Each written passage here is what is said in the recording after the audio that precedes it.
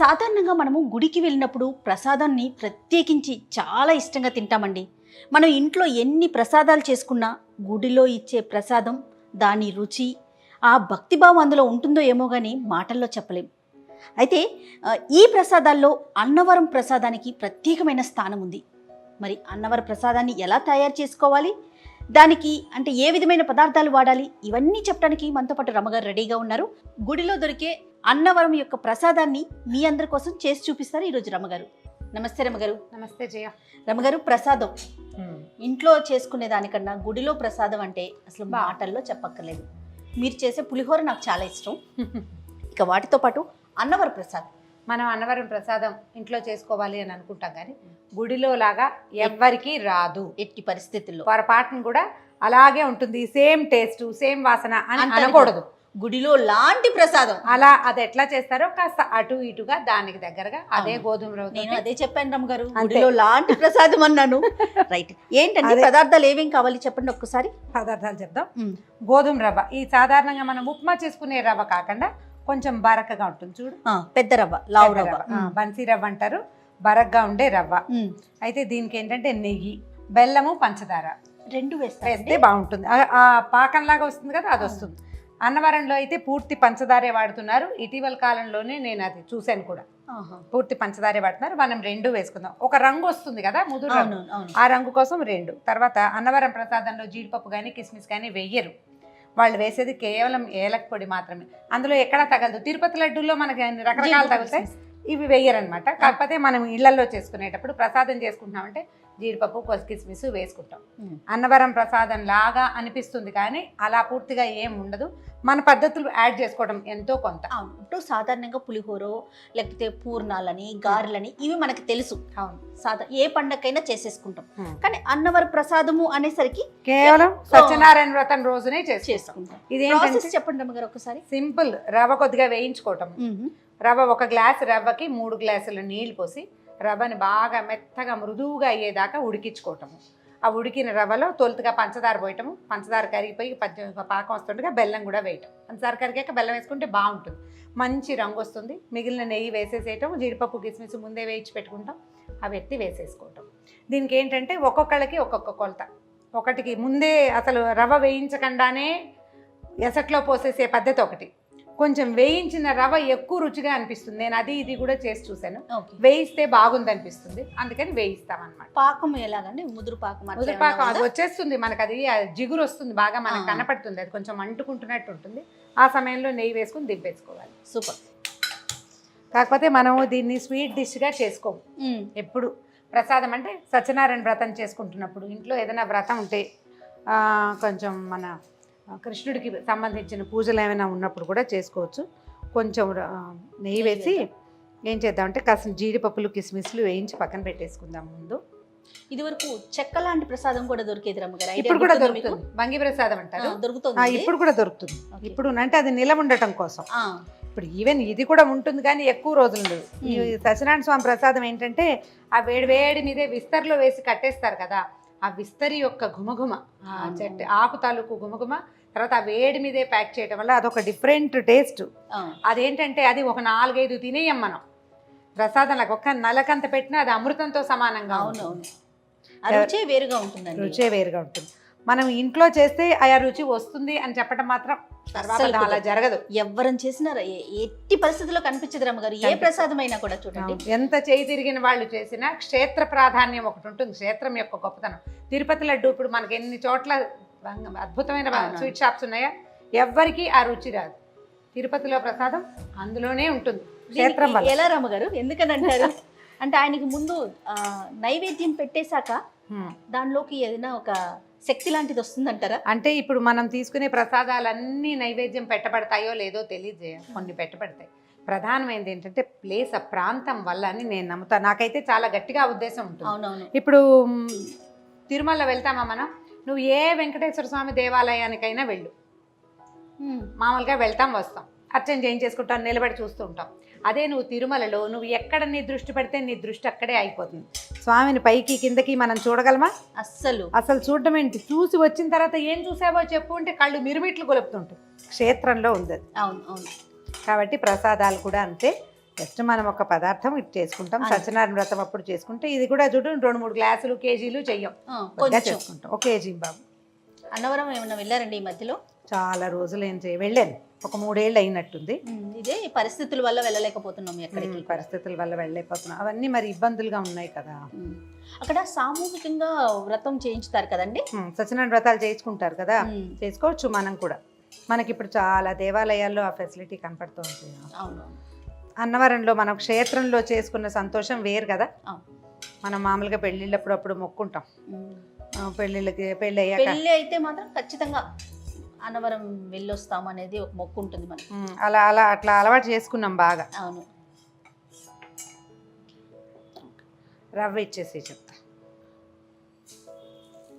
కొంచెం లావు రవ్వ అయితే మీరు అన్నట్లుగా బాగుంటుంది.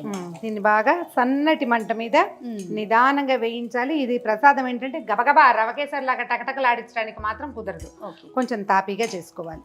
మీన్ వైల్ మనం ఏం చేద్దామంటే ఈ రవ్వ వేగే లోపల దీనికి సరిపడా నీళ్ళని పక్కన పెట్టుకుని కాచేసుకుందాం. రైట్. ఇది చేసేటప్పుడు ఏంటంటే ఇది అడుగంటుతుంది, అందుకని ఇది వేయించుకోవాలి. మొదటిది పాత్ర కొంచెం మందపాటి పాత్ర పెట్టుకోవాలి. ఓకే. రమ్మగారు నీళ్ళు పోయినా 1కి 4 గ్లాసులు పోసుకుందాం జయ. 1కి 4. ఇది వేగటానికి నిదానంగా వేసుకోవాలి. అవును. ఉడకటానికి కూడా నిదానంగా ఉడికితేనే ఇది బాగుంటుంది అన్నమాట. ఓకే. మంచి వాసన వస్తుంది రమ్మగారు. వేగిన వాసన వస్తుంది, మరి కాసేపు వేగనిస్తేనే బాగుంటుంది. అవును. నెయ్యి పడితే చాలు, ఏ పదార్థమైనా వాసన పడుతుంది.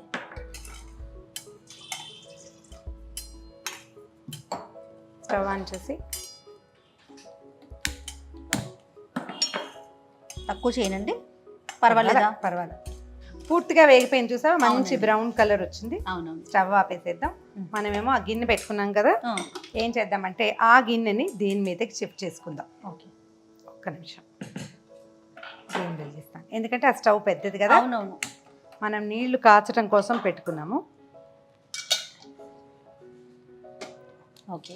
ఇది రవ్వ చల్లారాల్సిన అవసరం ఏం లేదు, మనం మరిగిన నీళ్లు కనుక పెట్టుకుంటే తొందరగా అంటే ఉడికిపోతుంది, చకచక టైం కలిసి వస్తుంది అన్నమాట. ఇది చల్లటి నీళ్ళల్లో వేసుకోకూడదు ఎప్పుడు కూడా. రవ్వల్ని మనం కాగిన నీళ్ళల్లో, మరుగుతున్న నీళ్ళల్లో కనుక వేస్తే అవి తెరులుతూ ఉండాలి అట్లా. మనం ఉప్మా కూడా అంతే చేస్తాం కదా. ఉప్మా కూడా అంతే చేస్తాం. సన్నీళ్ళు పడ్డాయా రవ్వ వెంటనే రాళ్ళు, ఉండలు, గచ్చకాయలు అలా అయిపోతుంది.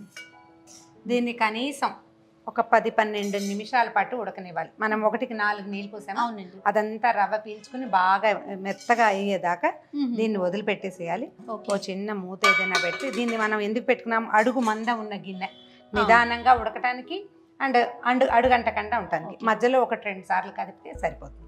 ఏదో అడుగుతున్నావు కాదు రమ్మగారు, అన్నవరము వెళ్ళాలని అనుకుంటారు కానీ వెళ్ళలేకపోతామని చాలా మంది దగ్గర విన్నానండి. ఒప్పుకోడట దేవుడు, కొంతమందిని ఒప్పుకోడు. వాళ్ళకి అంటే ఏమన్నా కర్మ పరిపక్వం చెందితే గానీ వాళ్ళని రానివ్వదు ఆ క్షేత్రం అని చెప్తారు. అట్లా నమ్మకమే. అయితే ఒకవేళ మనం మొక్కుకుని వెళ్ళలేకపోతున్నాము అని భావించిన వాళ్ళు ఇంట్లో సత్యనారాయణ వ్రతం చేసుకోవచ్చు కదా. ఆ రకంగా మన కర్మ దుర్విపాకాన్ని మనం తగ్గించుకోవచ్చు. ఒక 4-5 సార్లు మూత తీసి కదుపుకోవాలి, ఎందుకంటే నీళ్ళు చాలా పోసాం. అదంతా ఉడికేదాకా వదిలిపెట్టేసాలి. 10-12 నిమిషాలు కనీసం పడుతుంది. దీన్ని ఎంత నిదానంగా చేస్తే అంత బాగా వస్తుంది. హడావిడి పడదు. అలాగే మన కర్మక్షయాన్ని కూడా హడావిడి పడకూడదు, దానికి సమయం తీసుకొని ఇవ్వాలి, దాని మీద ఆలోచించకూడదు. ఇబ్బందులు వస్తే వాటిని భరించేస్తే తొందరగా తీరిపోతుంది. అనుభవించాలి. ఎట్లయినా సరే వీటిని నేను దాటేసేయాలి, ఇవి నాకు తొలగిపోవాలనుకోవటానికి లేదు. అనుభవించే దాన్ని తీర్చుకోవాలి. ఆ అనుభవాన్ని స్పీడ్ చేయటం కోసమే మనం దైవారాధన చేసుకుంటాం, దేవతార్చన చేసుకుంటాం. దానివల్లే మనం స్వాంతం పొందుతాం. ఏదో భగవదారాధన చేసుకోవటం, ఏదో చదువుకోవటం, ఏదైనా పూజ చేసుకోవటం, వాటితోటి మనం సెట్ చేసుకోవాలన్నమాట దాన్ని. సూపర్ రమ్మగారు, ఉడికిన వాసన వస్తుందండి కదా. ఇప్పుడు చూద్దాం. అడుగు పడతాను అంటోంది, వచ్చేసింది అంటే నీళ్ళన్నీ పీల్చేసింది. చూడు చక్కగా కనిపిస్తుంది, చూసావా ఉడికింది. పంచదార ఇచ్చేసి 1 గ్లాస్ పంచదార కొంచెం కరిగాక అప్పుడు వేసుకుందాం బెల్లం.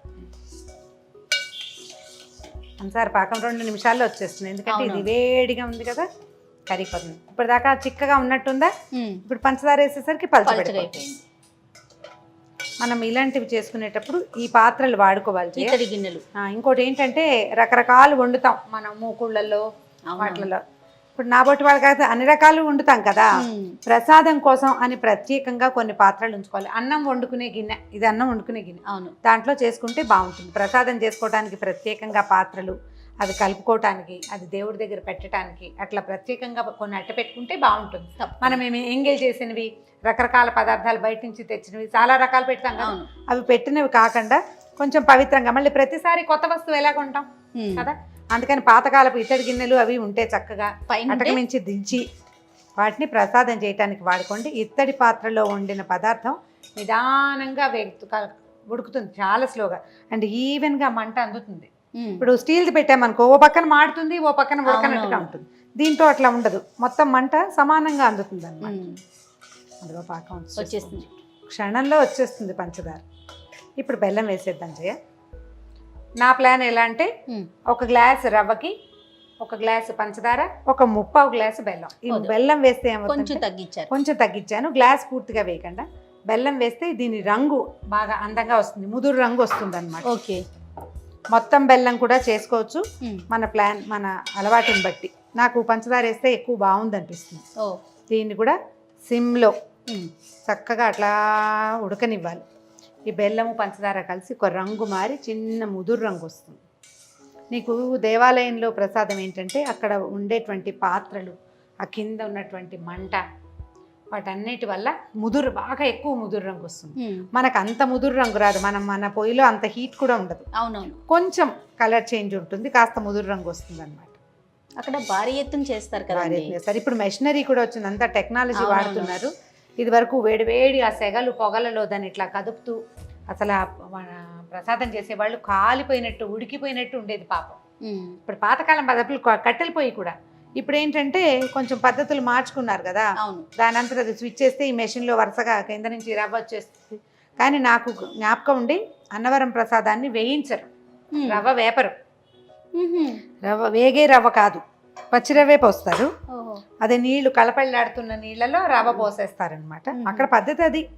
మనం ఏంటంటే ఇంకొంచెం బాగుంటుందని, కాస్త ఇంకా మృదువుగా అవుతుందని అలా అనిపిస్తుంది అనమాట, కొంచెం సాఫ్ట్గా కనిపిస్తుంది. జయ చూడు దాదాపుగా పాకం వచ్చేస్తుంది. ఇప్పుడు ఏం చేద్దామంటే మనం ఒక కప్పు, ఒక గ్లాస్ కదా చేస్తాం, ఒక 1/2 కప్ కంటే కొంచెం తక్కువగా నెయ్యి. ఓకే, అంటే 1/2 గ్లాస్ కంటే తక్కువ, కొంచెం పూర్తిగా సగం అక్కర్లేదు. ఓకే, ఈ నెయ్యి వేసి ఒక్క 10 నిమిషాలు దీన్ని దగ్గర పడినిస్తే ఇంకా చాలా బాగుంటుంది. ఇప్పుడు చూడు రంగు, మనం మొదట బెల్లం వేసినప్పుడు రంగు వేరు, ఇప్పటి రంగు వేరు.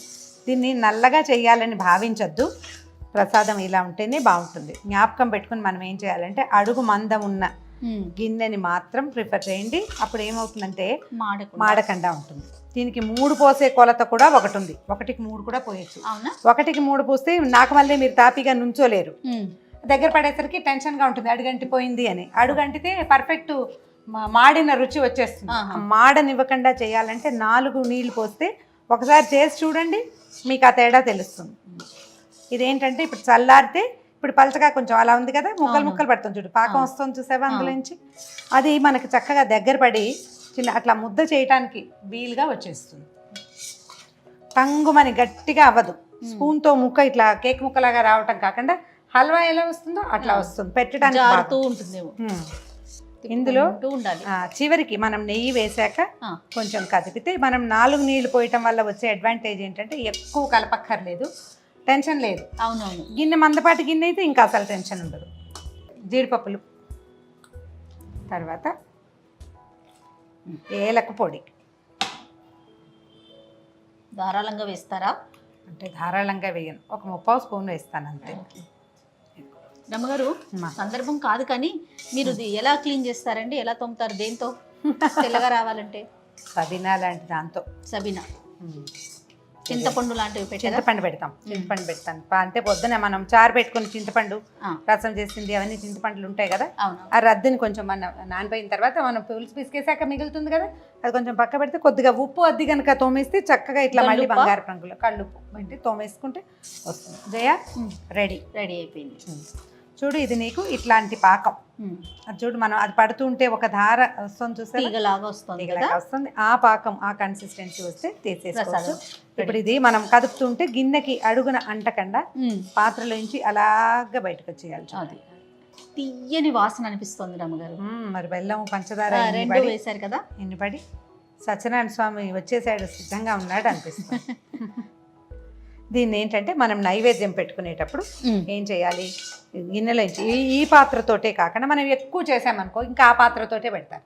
ఇట్లా ఒక గ్లాసు 2 గ్లాసులే చేసుకుంటే పళ్ళెల్లో ఒక విస్తరాకు కానీ అరిటాకు కానీ పరిచి దాని మీద ఇది వేసేసి చక్కగా పైన మళ్ళీ కొంచెం నెయ్యి వేసి ప్రసాదం పెట్టడము. అంటే నైవేద్యానికి ఒక స్పూన్ మళ్ళీ నెయ్యి వేయటం, 2 అరటిపళ్ళు చెక్కు తీసి చక్కగా 2 పక్కల పెట్టి నైవేద్యం చేస్తే అరటిపండుతో సహా కూడా నైవేద్యం పెట్టుకుంటామన్నమాట.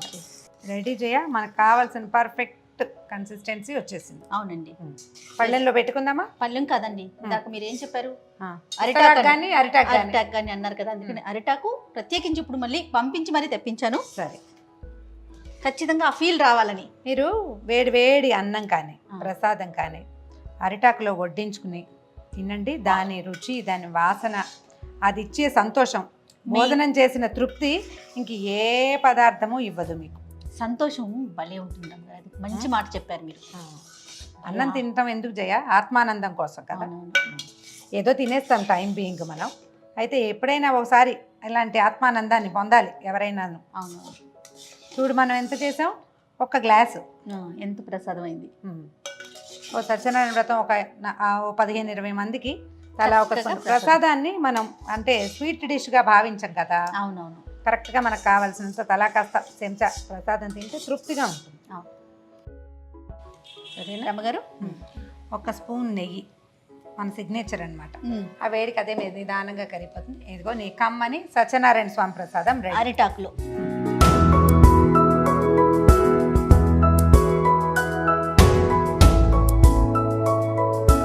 చూస్తుంటేనే ఎప్పుడెప్పుడు నోట్లో వేసుకుందామా అనిపించేస్తుంది, కానీ ప్రసాదం ఆ ఫీల్ రాకూడదు, భక్తిభావంతో తినాలి. థ్యాంక్ యూ అండి, థ్యాంక్ యూ. పచ్చకర్పూరం వేసుకోవచ్చు మీకు అలవాటు ఉంటే. నేను ఇప్పుడు అదే అడుగుదాం. పచ్చకర్పూరం ఒక ప్రాక్టీస్, అలవాటు ఉండాలి, అందరికీ నచ్చదు. అవునవును. ఒక చిటికెడు పచ్చకర్పూరాన్ని యాడ్ చేస్తే అదొక డిఫరెంట్ ఫ్లేవర్.